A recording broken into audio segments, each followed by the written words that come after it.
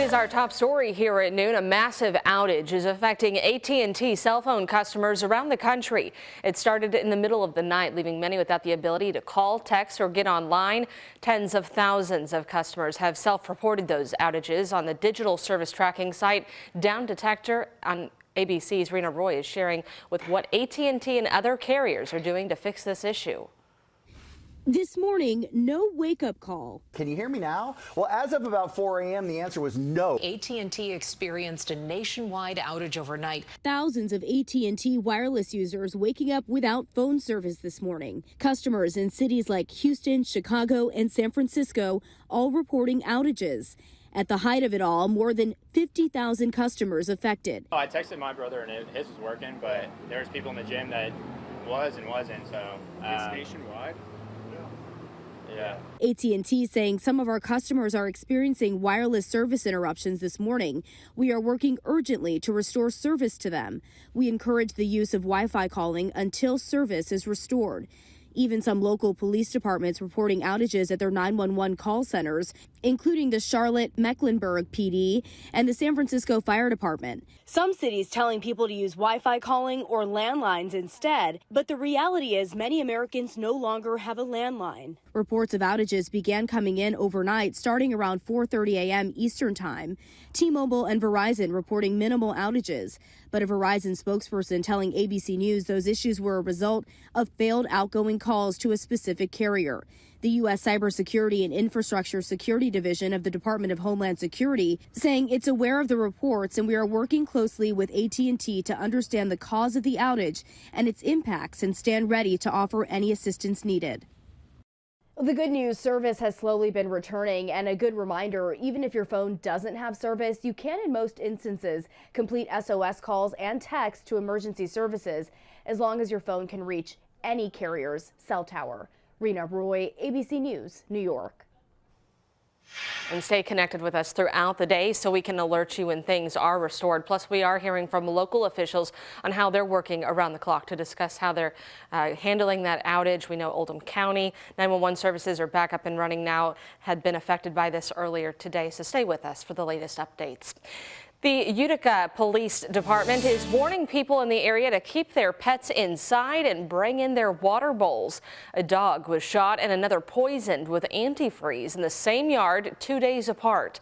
Officers met with community members to discuss those cases last night. They said they were notified of multiple dog bowls filled with antifreeze in the areas of 5th Street and are asking everyone to keep an eye out for any suspicious activity. Police do have 2 people of interest. They say a man and a minor who has a criminal background of shooting animals with rifles. One on security camera footage that was in and around the time of the shooting. He came before the shooting, disappeared, then came back after the shooting had occurred.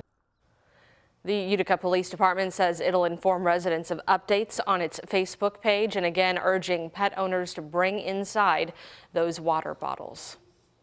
No justice! No peace! No justice! No peace! No justice! No peace!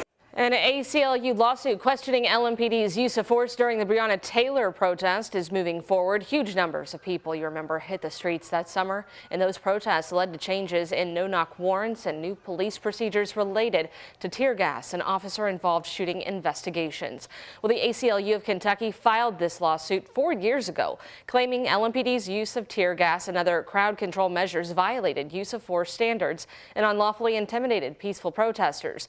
The complaint specifically mentions protesters who were blocking bridges and roadways, as well as the mass number of felony arrests that followed. The ACLU hopes this lawsuit will help institute changes to the LMPD and protect citizens' rights, similar to the goal of the consent decree currently being negotiated. People should be demanding that the LMPD institute significant reforms and agree to significant changes in policies and procedures to make people feel safe both when they're protesting and just in general. Another thing to mention, the ACLU did ask the judge to make this lawsuit a class action suit, which means anyone who is impacted by LMPD's use of force during those protests could join in as a plaintiff on the case. Again, no ruling on that yet. The judge has not made any decisions on the case, but we do expect to get an update on it sometime next week. Louisville Mayor Craig Greenberg said the Department of Justice is in its initial stages of reviewing federal consent decree for LMPD. It comes after a year-long investigation revealing repeated constitutional violation rights by LMPD officers, particularly against black people. And with that consent decree, mandated police reforms are expected. And last year, we did a series of reports to show exactly what a consent decree looks like, and in places like New Orleans. The city has been under one for years and shared the good and the ugly. You can watch the road to reform right now on our website, WHAS11.com. The family of Metro Police Officer Nick Wilt says he's showing progress in his recovery. He was shot in the head while responding to the mass shooting at Old National Bank last April. The Wilt family shared that update on the Louisville Metro Police Foundation Facebook page, saying he's shown a gradual increase in life skills and is showing signs of semi-independence. He is able to walk with the use of a cane, and family members did say while he's still facing some challenges, particularly with the use of his left arm. Wilt's family said it extends their heartfelt appreciation for the outpouring of support and continues to request thoughts and prayers for his complete and uncomplicated recovery. A Jefferson County grand jury has indicted a man on charges connected to a crash that killed an LMPD officer's wife last month. Police say Adam Todd Sanders was driving under the influence when he hit another car head-on on Taylorsville Lake Road. Arendita Lane died in that crash. Her 14-year-old daughter was also hurt but expected to make that recovery. Sanders is being held on a $250,000 bond but only needs to post $25,000 of that to be released. Take a look at this video. An employee shuttle bus at Norton Audubon Hospital caught fire yesterday afternoon. You can see that massive plume of dark smoke near the hospital in the Audubon neighborhood. Jen Jewell, a Norton employee who shared this video with us, said it happened right around noon. Two cars next to that bus also damaged. While the hospital parking garage is under construction, employees have been shuttled using a Miller bus to and from a remote location. Norton told us the good news: no one was hurt.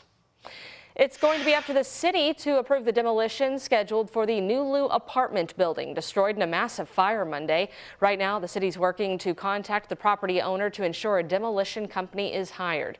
The work will not be done until the fire and insurance investigations are complete. Donovan Sims with the Louisville Fire told us that the 310 at Nulu building remains under watch as it's at risk of collapsing.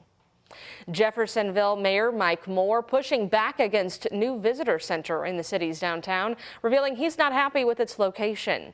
This comes just a day after he touted the city's growth and booming tourism during his State of the City address. While most city leaders and officials attended yesterday's ribbon cutting, Moore did not. We reached out to him to learn why, and in a statement he told us, "I love all the tourism Jeffersonville has benefited from the last several years, but the city was promised by that developer of the building that a nice high-end restaurant would be locating here." He went on to call the center's decision to locate downtown a poor choice. Southern Indiana Tourism Executive Director Jim Epperson responded, saying it's unfortunate Mayor Moore was unable to make it to the event. "We look forward to continuing our more than 30 years of service to Southern Indiana from our new location."